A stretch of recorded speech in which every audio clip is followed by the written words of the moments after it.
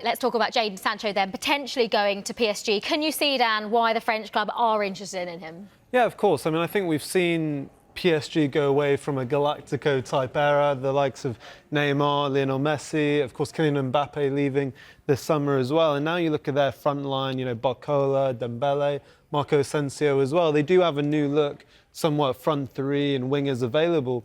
I think Jadon Sancho, where does he necessarily fit in that side? You know, does he start on the left ahead of those players? You know, those players all had a decent season in the French league as well.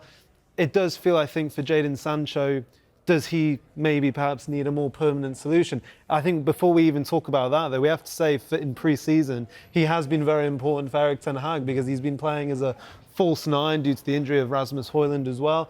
So it feels like at the moment, because Erik ten Hag and Sancho have been able to put the past behind them and agreed to move forward, perhaps there is a future for him at Old Trafford as well. Yeah, it's contrasting in terms of the messages being sent out. We're hearing that he's linked with PSG, but Erik ten Hag came out a week or so ago and talked about how the relationship was mended and he's looking forward to working with Jadon Sancho for his upcoming season. So you don't know how much truth there is when managers come out and say that those things are difficult positions to be put in, especially if the club are working behind the scenes. But like you said, Manchester United have suffered with injuries in this pre-season, suffered a lot of injuries last year. We know that they're pretty stacked in wide areas. Think about Anthony, and you think about Marcus Rashford, you think about Ahmad, Garnacho. You've got a lot of players in the wide areas. But Jadon Sancho is a player that showed last year for Borussia Dortmund, when he was in form and in rhythm, he could definitely deliver on the highest stage.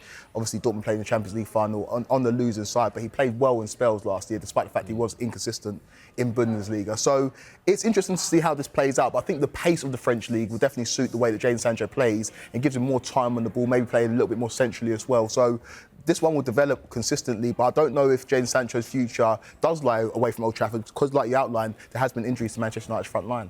I mean, he's still only 24, Kweku. How important is a fresh start, maybe for someone like him, to try and revive his career? Remember the front end of last season where he fell out with Erik ten Hag due to different reasons, and it really affected his development. But remember when he signed 3 years ago for Manchester United, how excited everybody was. That was a huge coup for Man United, and unfortunately just hasn't worked out for him. He's a player that, if you look at the statistics there, last season for Borussia Dortmund, 21 games, 3 goals, 2 assists. It's not, the numbers don't pop out and stand out to you, but it's the chance to create it and take-ons completed that really do stand out. It's very different to his time at Manchester United. If you think about his time at Man United, you don't really remember Jadon Sancho taking on players, but at Dortmund in a league that he knows very well, a place that he's very comfortable in, you saw glimpses of the old Jadon Sancho. So I'm excited to see what he can do when given a fresh slate, maybe at a new football club. But it might be a necessity that keeps him at Manchester United because, like you mentioned, they have had injuries. Yeah, I don't think those stats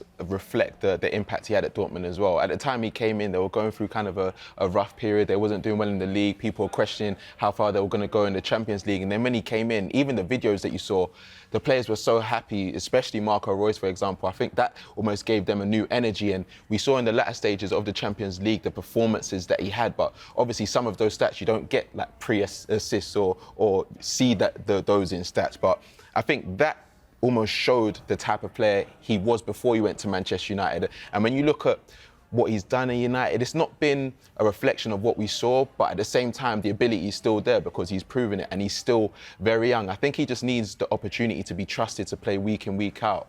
What do you think the best solution is then for this situation? Is it Jadon Sancho stays at Man United because they've resolved the issues with Erik ten Hag and he maybe starts the season as a false nine? Or is it a case of he leaves and he starts again? What do you think is the best option for him? I think it's hard because where you see Garnacho and Rashford playing, they're obviously left wingers, but they are so well suited to how ten Hag plays. Sancho mainly played on the right under ten Hag, and he can play there, but that's not his favoured position. And even at that, you're seeing Ahmad, he's having a great pre-season as well. Anthony's obviously there.